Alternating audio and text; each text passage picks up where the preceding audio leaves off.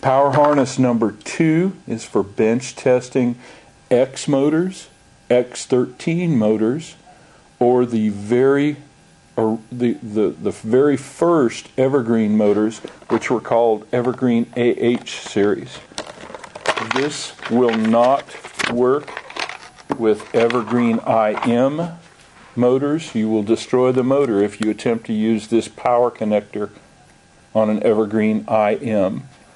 These motors are characterized by 5 connectors, but one of them is blocked off.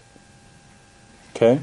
So you'll find in the power strip connector there, you'll find one of them with no connector and 4 quick connects. If you look very carefully, you'll see this quick connect is a 1/4 inch and the other 3 are 3/16. The 3/16 actually carry the power into the motor.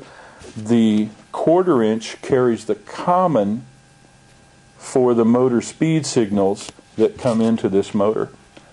You connect it simply by plugging it in here.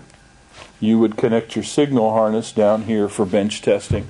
The 4 wires that are available are black, white, and green, and a blue. The blue is your common for your speed selection control.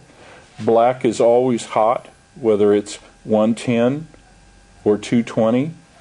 Green is always electrical ground or safety ground. White, depending on the motor, can be 110 or 220, the other hot leg, or it could be the 110 neutral.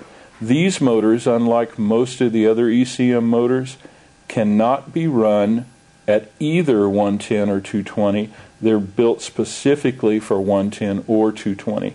You have to find that out from the nameplate on your motor, and it will tell you the voltage that this particular motor runs off of. There is no jumper on this particular style of motor, as there are on some of the other ECMs, that allow you to select the voltage range. They're made specifically for one or the other. When you do bench test a motor, any ECM motor, remember that if you don't have a fan or a squirrel cage on here as a load, that this motor is going to tend to speed up and slow down, and speed up and slow down, like a gasoline engine with a governor out of it that's out of adjustment. That's because with no load, it can't find the speed quickly enough and then stabilize itself.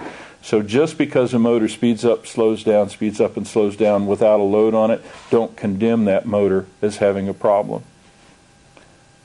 Well, that pretty much explains how to use power harness number 2 with X motors, X-13s, and the original Evergreen AHs. Thanks.